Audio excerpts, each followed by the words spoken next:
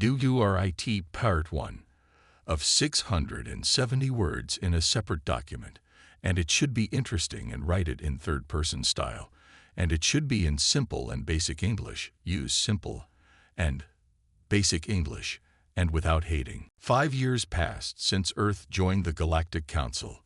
The skyline of New York City had changed. Sleek alien buildings now stood among human skyscrapers. People walked alongside beings from distant stars, and ships from other worlds regularly visited Earth's spaceports. Captain Jack Freeman stood on the bridge of the U.S. Endeavour, Earth's first true starship built with Council technology.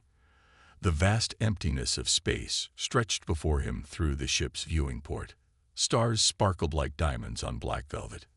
"Captain, we're receiving a transmission from the Lyrian vessel," said his communications officer, Linda Reyes. Jack nodded. "Put it through."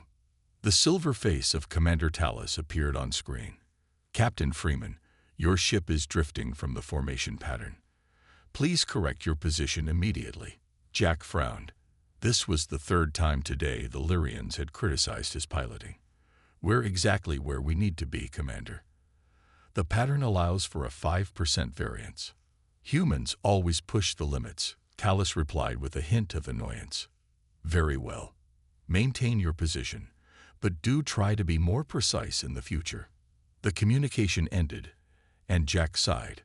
5 years of working together, and they still treat us like rookies. Meanwhile, in a laboratory on the outskirts of Boston, Dr. Laura West worked late into the night. Her lab was filled with a mixture of human computers and alien technology. Blue light pulsed from a small cube on her workbench. "Come on, work," she muttered as she adjusted the settings. The cube's light suddenly intensified, and the power readings on her monitors spiked dramatically. Laura stepped back, a smile spreading across her face. "I did it," she whispered. Her energy cube was working. It could generate 10 times more power than the Council-approved energy cells, using half the resources. It was exactly what human colonies needed for expansion. The lab door opened, and Peter Martinez, Ambassador Miller's aide, walked in. "Dr. West, I came as soon as I got your message. Is that it?" Laura nodded proudly. "It works, Peter. We could power an entire colony with just 3 of these." Peter's expression was a mixture of amazement and worry. "This is incredible, but you know it violates Council restrictions on energy development." "Their restrictions are holding us back," Laura said firmly. "We have 7 colonies now, and each one struggles with power shortages because the Council won't let us develop our own solutions." The next day, Laura's lab was visited by a Vox scientist named Zex. The blue-scaled alien inspected her energy cube with 4 critical eyes. "Impressive for a human," Zex said finally, "but dangerously unstable by Council standards. This technology must not be developed further." "Unstable," Laura argued. "I've run hundreds of tests. It's perfectly safe." Zex blinked slowly. "Humans always rush their science. The Council has existed for thousands of years. We understand the dangers better than you. This technology is forbidden." Across the solar system on the Mars colony, Ambassador Susan Miller sat in her office reviewing reports. The walls were covered with maps of human territory and Council space. Peter entered with a troubled look on his face. "They shut down Dr. West's project," he said. Susan was not surprised. "Add it to the list. That's the 12th human innovation they've blocked this month." Peter placed a tablet on her desk. "I've been collecting data as you asked. Council ships have been spotted near all our colonies, far more frequently than their official visits would explain." Susan frowned. "They're watching us." "That's not all," Peter continued. "Remember those restricted star charts you wanted? I got them. There are 7 habitable planets in our sector that the Council never mentioned to us, all perfect for human settlement." Susan stood and walked to the window. The red landscape of Mars stretched before her, dotted with the lights of the growing human settlement. "5 years ago, I thought we were joining a community of equals," she said quietly. "Now I'm not so sure." In the distance, a council ship descended toward the Mars spaceport. Its sleek design made human vessels look primitive by comparison, but looks could be deceiving. Humanity was learning quickly, despite the council's restrictions. "Keep gathering information, Peter," Susan said, "and reach out to Captain Freeman. I think it's time we had some private conversations about our future in the stars." 10 years had passed since Earth joined the Galactic Council. Human colonies now existed on 7 different worlds. Ships with the blue and green Earth flag traveled between stars. But all was not well. Commander Olivia Bennett stood in the control room of the human outpost on New Terra, the most distant human colony. She was tired after a long day of dealing with resource shortages. The Council had once again denied their request for mining rights on the nearby moon. "Commander, we have an emergency transmission," said her communications officer. A face appeared on the screen. It was an alien Olivia had never seen before. Its skin was orange with patches of purple. Its 4 eyes blinked rapidly. "This is Chief Zorax of planet Celtrax," the alien said in broken English. "Our world is at war, many dying. We heard humans help others. Please help us." Olivia frowned. "Celtrax, that's outside Council space, isn't it?" "Yes," her officer confirmed. "The Council has a strict non-interference policy with non-member worlds." Olivia thought for a moment. The Council would forbid any mission to Celtrax, but she couldn't ignore a cry for help. "Prepare my ship," she decided, "and contact any medical staff willing to volunteer." 2 days later, Olivia's ship landed on Celtrax. The planet was beautiful but scared by war. 2 different groups of the orange aliens were fighting over water sources. Both sides were suspicious when Olivia's team arrived, but they were also desperate. "Your people fight over water," Olivia said to the leaders of both sides, "but we can show you how to find more water. You don't need to fight." The alien leaders were doubtful. "The Council told us our planet has limited water. We must fight for it to survive." Olivia smiled. "The Council doesn't know everything. On Earth, we've dealt with water shortages for centuries. We have methods they've never considered." For 3 weeks, Olivia's team worked hard. They taught the aliens how to build simple water purifiers. They showed them how to find underground water sources. Most importantly, they helped the 2 sides talk to each other. When they left, the aliens were at peace for the first time in generations. Back at the human embassy on the Council homeworld, Ambassador Susan Miller received a message from the Council leadership. It was a formal reprimand for Commander Bennett's unauthorized mission. "This is ridiculous," Susan said to Peter as she read the message. "Olivia saved thousands of lives. The Council is saying she interfered with the natural development of a primitive species," Peter explained. Susan's frustration grew. Natural development. They were dying because of bad information the Council gave them years ago. She stormed into the main Council chamber, where representatives from all 27 alien species sat in a large circle. The Lyrian chairperson, Thalvor, looked at her with disapproval. "Ambassador Miller, you are not scheduled to speak today," he said. "I'm speaking anyway," Susan replied firmly. "I want to know why my people are being punished for saving lives." Thalvor's silver face showed no emotion. Commander Bennett violated Council law. The Celtrax situation was being monitored. In a few hundred years, they would have developed their own solutions. A few hundred years. Susan was shocked. Millions would have died by then. "Species must evolve at their own pace," said the Vox representative. "Humans are too impatient. This is why we must supervise your development." Susan looked around the chamber. "Is that how you see us? As children to be supervised?" "You are a young species," Thalvor said. "Only 10 years in space. We have been traveling the stars for thousands of years." As Susan left the chamber, she received another message. It was from General Alan Rodriguez, Earth's military representative. "Need to meet privately," it said. "Found something important." That night, in a secure room deep under the embassy, Susan met with Alan. His face was grim as he showed her images taken by secret human probes. "They've been monitoring all our colonies," he said. "Every single one. And there's more. Look at these star charts." Susan studied the maps. "These show hundreds of habitable worlds the Council never told us about." Elen nodded. "They're keeping the best worlds for themselves. And I've been developing something in secret." He lowered his voice. "Contingency plans, for if we ever need to leave the Council." Susan stared at him for a long moment. "Keep developing those plans, General. I have a feeling we might need them sooner than we thought." 20 years had passed since humanity joined the Galactic Council. Human colonies had grown and prospered despite the Council's restrictions. The colony on Ta City E was the largest, with over 2 million people living under its massive domes. Governor Daniel Wright sat in his office, staring at the emergency alert on his screen. His face was pale with worry. "Are you absolutely certain?" he asked the scientist standing before him. Dr. Karen Lee nodded grimly. "Yes, Governor. The asteroid will hit us in 11 days. It's over 30 kilometers wide. If it strikes, our colony won't survive." Daniel immediately sent an emergency message to the Council, requesting immediate assistance. The response was swift but unhelpful.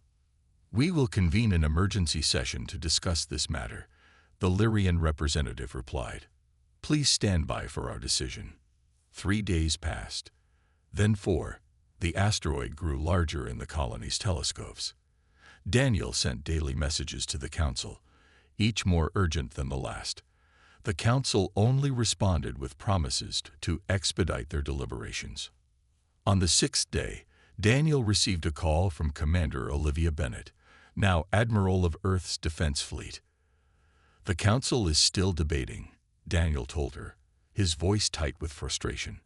"They're discussing whether the trajectory calculations are accurate, whether the asteroid poses a true threat, whether evacuation would be more resource efficient than intervention."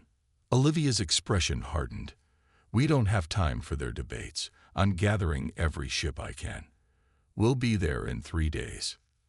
"The Council hasn't authorized," Daniel began. "I don't care," Olivia interrupted. "I'm not watching 2 million people die while the Council talks." 2 days later, Dr. Laura West arrived on Daniel's colony with a team of scientists. Over the years, she had continued her energy research in secret, despite Council restrictions. "We've developed a deflection system," she explained to Daniel as they hurried through the colony's main dome. "It uses the energy technology the Council banned years ago. It might be powerful enough to change the asteroid's path." "Might be?" Daniel asked. Laura smiled grimly. "We've never tested it at this scale. The Council wouldn't allow it." On the 9th day, with the asteroid just 48 hours from impact, 17 Earth ships arrived, led by Admiral Bennett's flagship. They carried Laura's experimental deflectors. "The Council has ordered us to stop," Olivia told Daniel over the comlink. "They say their experts are still evaluating the threat." "What are you going to do?" Daniel asked. "What humans always do," Olivia replied. "We're going to save ourselves." The Earth ships moved into position around the asteroid. Laura's deflectors were attached to its surface. When they activated, enormous energy beams pushed against the massive rock, slowly altering its course. For 20 tense hours, the deflectors worked at maximum power. The colony's inhabitants watched as the asteroid's trajectory changed degree by degree, until finally it would miss them by a safe margin. Cheers erupted throughout the colony. Daniel sank into his chair, exhausted but relieved. The celebration was short-lived.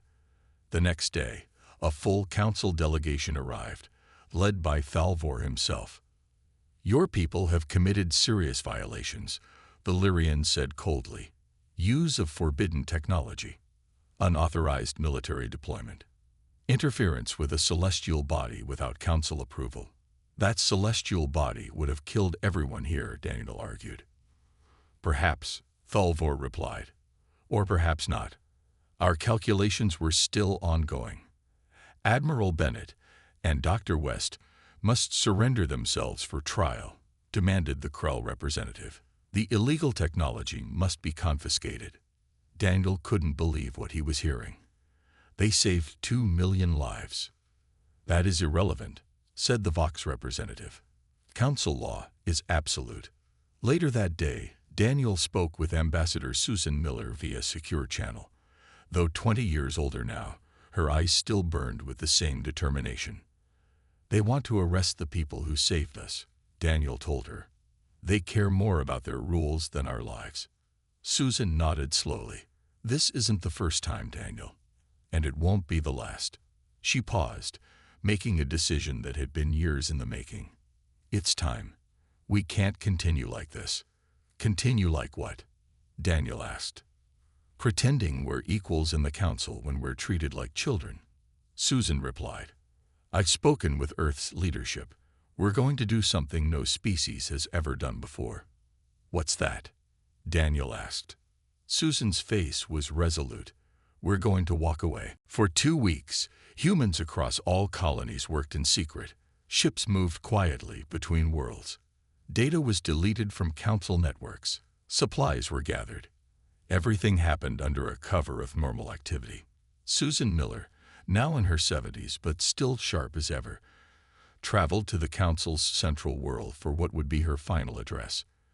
Peter Martinez, loyal for all these years, walked beside her as they entered the Grand Council chamber. The room fell silent as Susan took her place at the speaking platform. Representatives from all 27 council species watched her with varying degrees of interest. Many expected a standard report or perhaps an apology for the Ta City incident. For 20 years, Susan began, her voice strong despite her age. Humanity has been part of this council. We joined with hope and excitement, ready to learn from older, wiser species. Falvor, still the council chairperson after all these years, nodded with satisfaction. We have learned much, Susan continued, but not what you intended to teach us. Murmurs spread through the chamber. Falvor's silver face showed the first signs of concern. We learned that in the council, some species are more equal than others. We learned that our ideas are dismissed not because they're wrong, but because they're human. We learned that you see us not as partners, but as children to be controlled. Ambassador Miller. Falvor interrupted. This is highly inappropriate. Susan ignored him. When our colony faced destruction, you debated while millions of lives hung in the balance. When we saved ourselves, you demanded punishment. Your people broke council law, the Krell representative shouted. Laws we had no part in creating, Susan replied calmly. Laws that always seemed to work against human interests. She pulled out a small device and placed it on the platform. It projected a document into the air for all to see. This is formal notice that humanity withdraws from the Galactic Council, effective immediately. The chamber erupted in chaos. Some representatives jumped to their feet, shouting in anger. Others sat in shocked silence.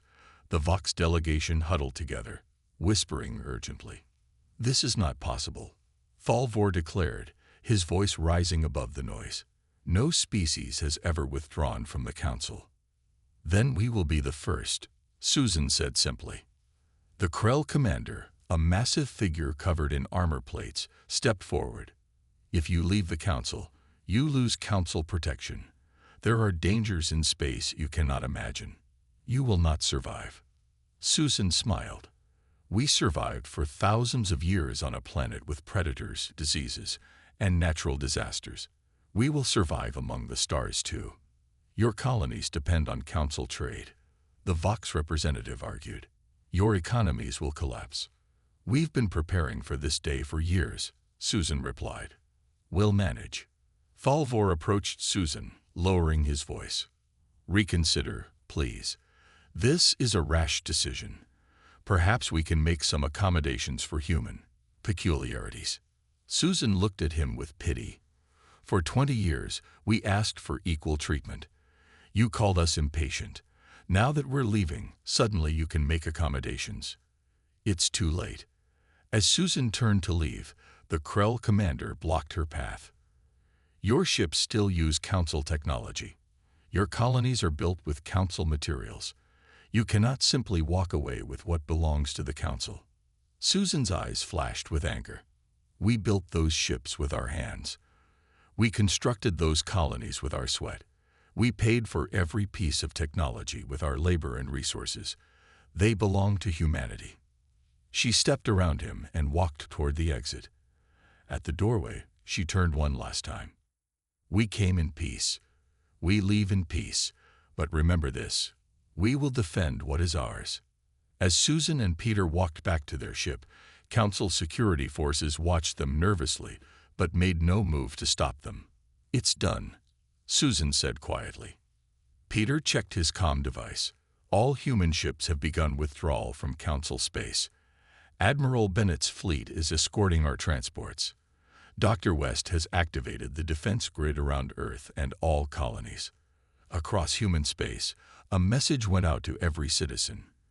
Humanity stands on its own as of today. We are free to chart our own course among the stars." Susan looked up at the alien sky.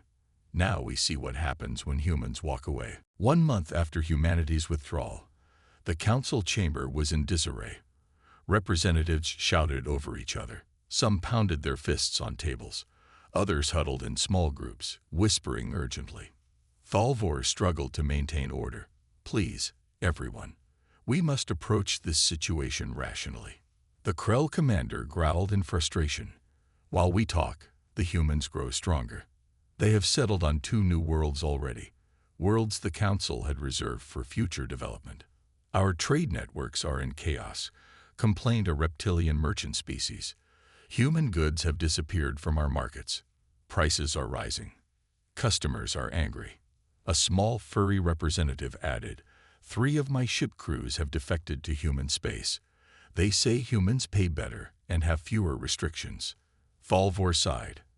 After 4,000 years of stability, the Council was fracturing before his eyes. Meanwhile, on the edge of what was now called Human Alliance space, Admiral Olivia Bennett inspected the new defense outpost. A ring of satellites surrounded the small moon base, each equipped with Dr. West's energy technology. "Will it be enough?" asked her second-in-command. Olivia studied the readouts. "It will have to be.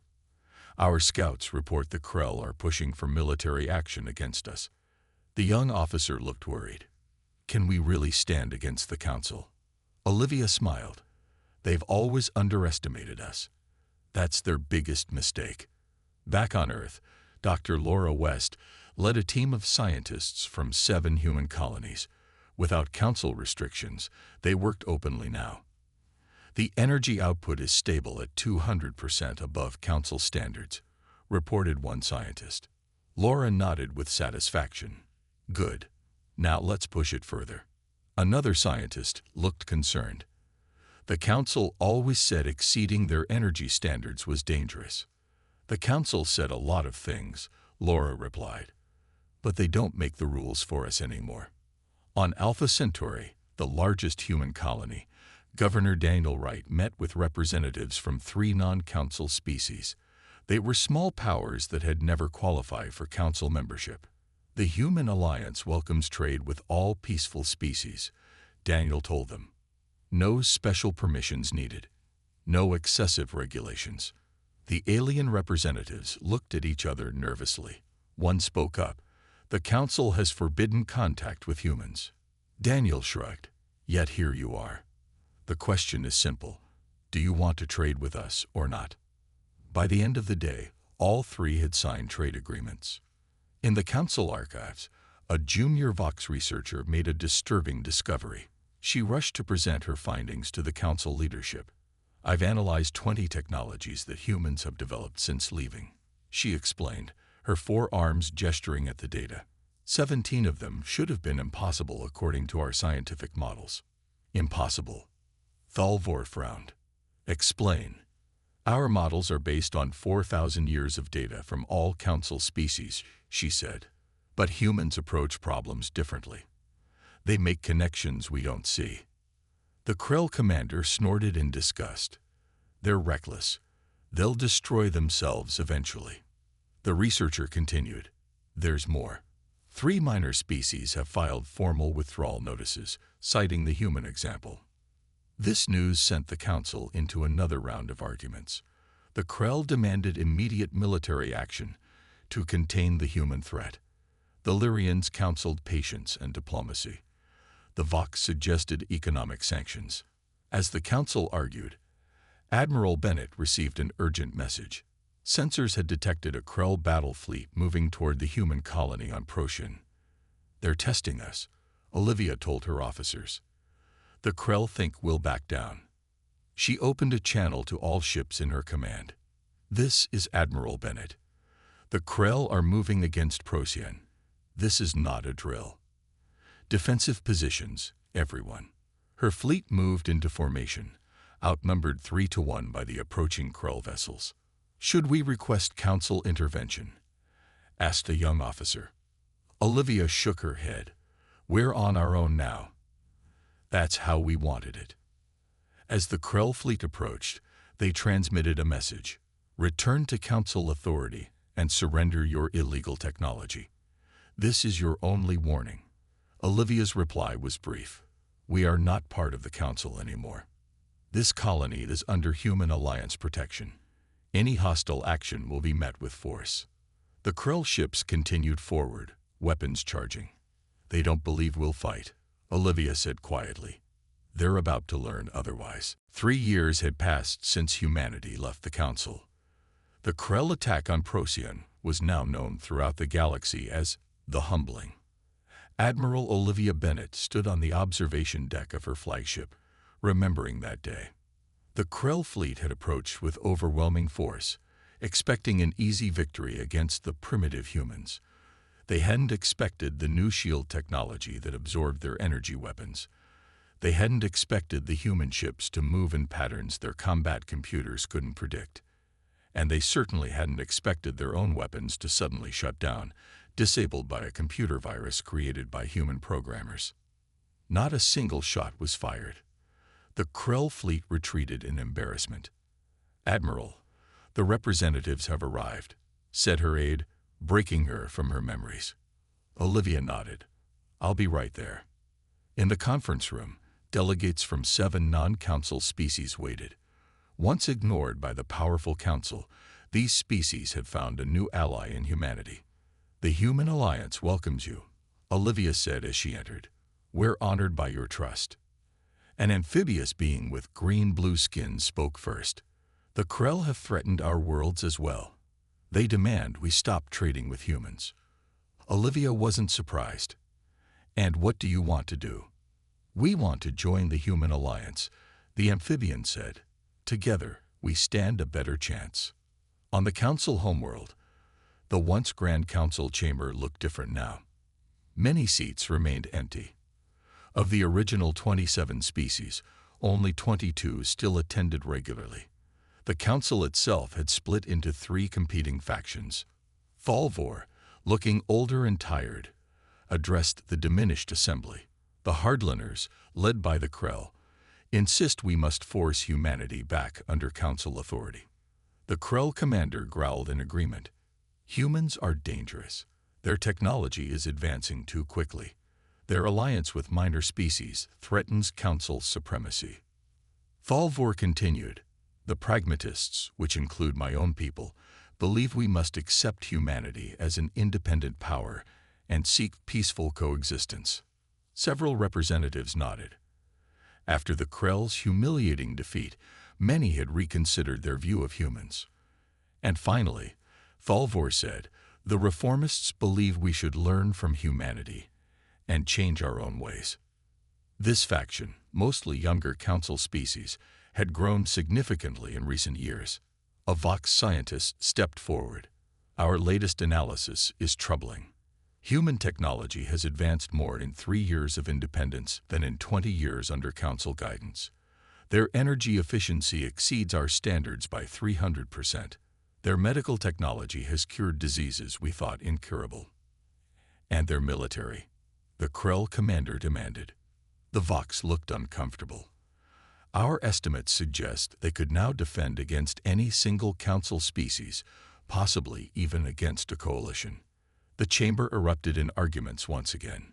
Meanwhile, on Alpha Centauri, now the capital of the Human Alliance, Susan Miller welcomed her successor. Though she had officially retired as Earth's ambassador, her wisdom was still valued. "It's quite a view," said Kyle Brown, the new ambassador, as they looked out over the gleaming city. Susan smiled. "Hard to believe it's only been 3 years. We've come so far." "The Council has requested new diplomatic talks," Kyle told her. They'd finally acknowledged the Human Alliance as a sovereign power. Susan raised an eyebrow. Only took them 3 years and a failed military action to accept reality. "Do you think we'll ever rejoin them?" Kyle asked. Susan shook her head. "Not on their terms. Never again. But perhaps someday, as equals." Their conversation was interrupted by Peter Martinez, still Susan's loyal aide even in retirement. "Ambassador Brown, there's an urgent message from Governor Wright. 3 more council species have formally requested to join the Human Alliance." Kyle looked shocked. "That would make 11 former council members who've joined us." Susan wasn't surprised. The council ruled through fear and control for thousands of years.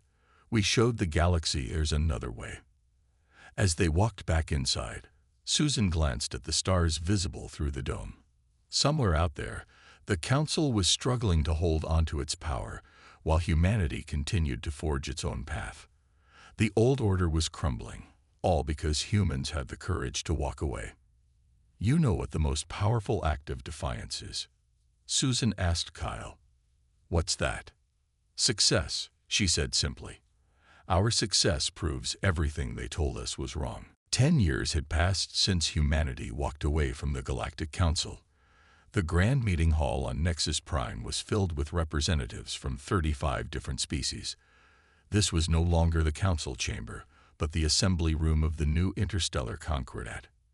Susan Miller, now in her 80s, moved slowly with the help of a cane. Though officially retired years ago, she had been asked to perform one final diplomatic duty. "Are you ready, Ambassador?" asked Kyle Brown, who had served as her successor for 7 years. Susan nodded. "I've been ready for this day since we first left the council." The room fell silent as Susan approached the central platform. Faces of many shapes and colors watched her, some familiar from council days, others new allies who had joined the Human Alliance over the years. Even some former council leaders were present, including Thalvor, now representing only his own species rather than a galactic authority. 10 years ago, Susan began, her voice still strong despite her age. "Humanity made a choice that shocked the galaxy. We walked away from the Galactic Council because we believed all species deserve equal respect and the freedom to chart their own course among the stars." She looked around the room. "Today, we gather to sign a new agreement, not to rebuild the Council, but to create something better, the Interstellar Concordat." Susan gestured to a holographic document that appeared above the central table. "This charter establishes alliance based on 3 principles: equal representation for all member species, free exchange of knowledge and technology, and respect for each civilization's unique path of development." The old council had collapsed 2 years earlier, after more than half its members left to join the Human Alliance or declared independence. The remaining species couldn't maintain the pretense of galactic authority. The era of council dominance was over. Dr. Laura West, now director of the Alliance Science Division, stood next to a group of scientists from 12 different species. Her energy technology had revolutionized space travel and colonization. Ships could now travel farther and faster than ever before. Colonies could be established on worlds the Council had deemed uninhabitable. "Science flourishes when ideas flow freely," Laura said to her colleagues. "The Council held us back for years because they feared change."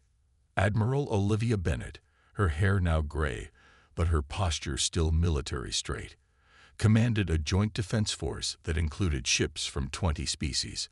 What had begun as the human fleet had evolved into a cooperative armada that protected all Concordat members equally. "We don't need to agree on everything," Olivia told a young alien officer. We just need to respect our differences and work together when it matters. Daniel Wright, now president of the Human Alliance, prepared to sign the charter first. As the species that had initiated this new galactic order, humans had been given the ceremonial honor of the first signature. 10 years ago, we took a leap of faith, Daniel said. We didn't know if we could survive alone. We didn't know if other species would join us. We only knew we couldn't continue under council rule. One by one, representatives from all 35 species signed the charter. Former council members signed alongside species that had never been deemed worthy of council membership. All were equal now. Thalvor was the last to sign. The once proud Lyrian had learned hard lessons over the past decade. We governed the galaxy for 4,000 years, he said quietly to Susan as he finished his signature. We thought our way was the only way. We were wrong. Susan smiled. The hardest part of wisdom is admitting when you're wrong. As the ceremony concluded, Susan walked slowly to a window overlooking the planet's surface. The new Concordat headquarters was being built there. Not a tower of authority like the old council building, but a circular campus where all species could meet as equals. Peter Martinez, now elderly himself but still at Susan's side, joined her at the window. Did you ever imagine it would end like this? He asked. Susan shook her head. Not when we first joined the council, but perhaps when we walked away. Yes, I began to hope. On a wall near the entrance of the assembly room, a simple plaque had been installed. It read, "The greatest power in the universe is not dominance, but the courage to chart a different course. In honor of humanity, who taught the galaxy how to walk away and how to come together again."